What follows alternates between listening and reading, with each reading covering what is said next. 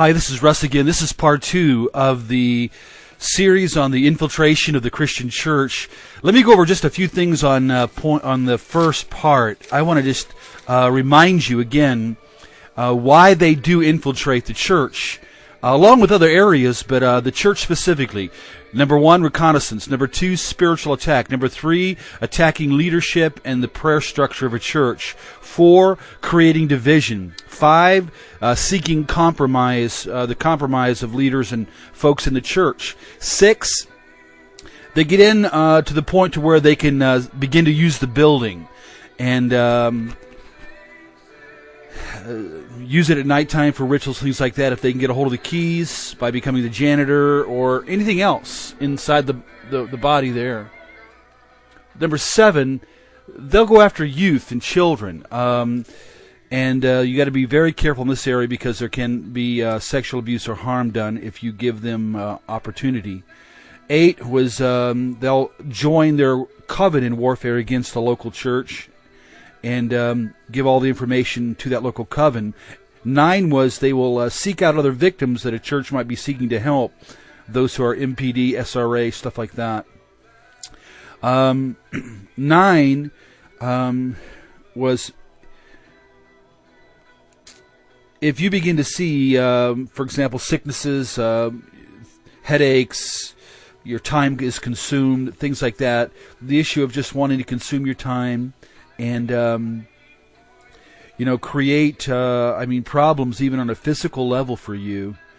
And then 10, they're there as sleepers. Many of them there are intact. We've found in numerous churches where there's cult multiples or these chosen ones, where they're actually teaching Sunday school class or involved in some area of ministry. They can do this because that's what the multiplicity is all about.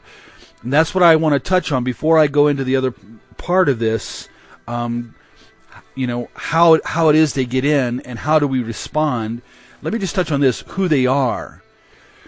Who they are is, in one sense, they're victims because this began before they were born. They were born through being chosen through transgenerational bloodlines.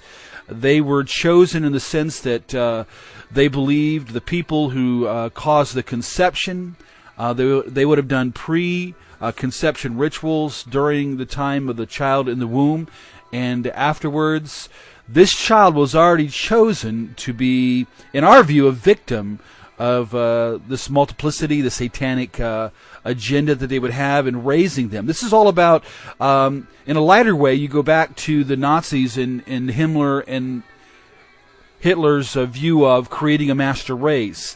This continued in the 50s, but it went worldwide.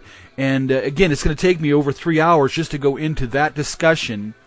I'm just trying to give a quick Reader's Digest view of who they are. They are human beings who have been taken, selected in a satanic agenda, a demonic technology that has been found. You can say science and demonism joined together in how to split the human soul, how to take the human personality and literally split it off and create alter or sub-personalities, program those personalities, demonize those personalities, and then bury them down in a system.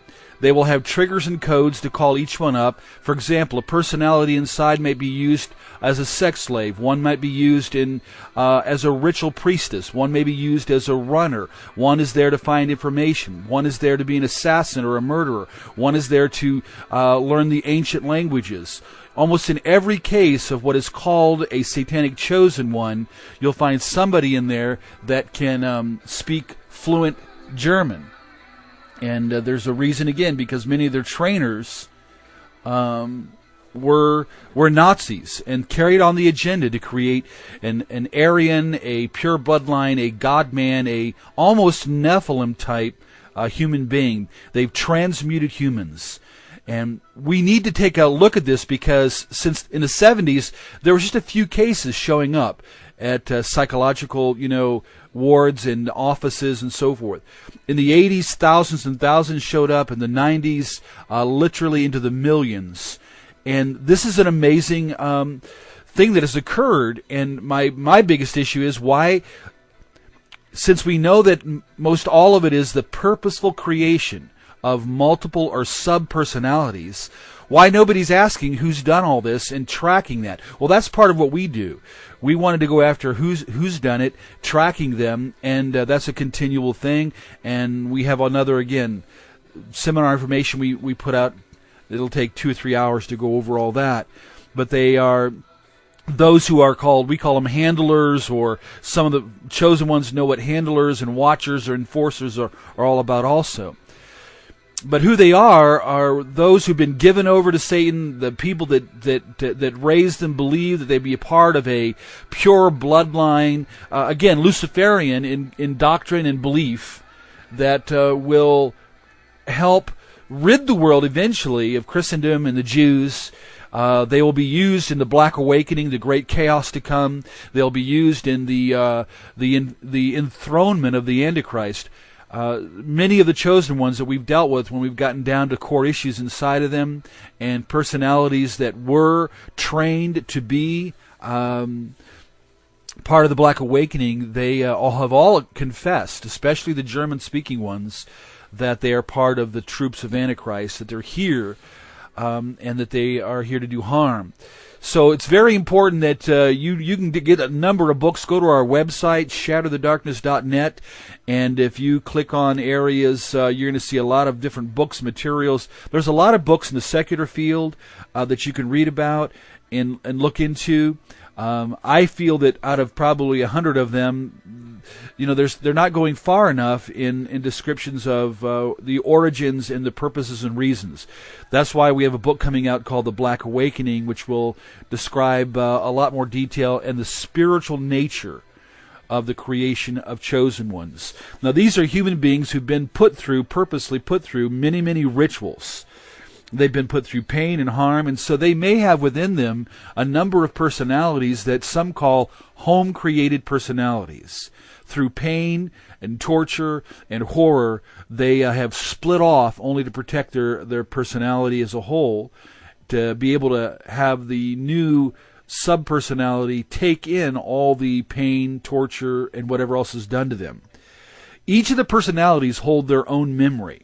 So most of the time when you're dealing with a victim of SRA, MPD, DID, whatever you want to call it, the front person and a few of the personalities you may get to talk to may have very limited knowledge, and they're meant to be amnesic. The difficulty is that in the beginning stages of where the internal system of cult loyal and highly trained and demonized personalities, they will permit up-front personalities to engage, to talk, to go to church, whatever else, as long as they can stay buried and hidden and fulfill their agenda. Now, when you talk with them and things like that, that's why I'm saying that many times when you're helping victims, in some cases, that the whole thing is a setup. The whole thing is a setup to where you're going to be drawn into vulnerability.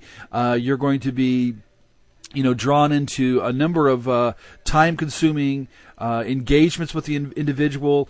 All the while, the inside sub-personalities, cult-loyal, demonized, Luciferian-oriented personalities, they'll be doing all of what we talked about in Part 1, getting the reconnaissance and all those kind of things.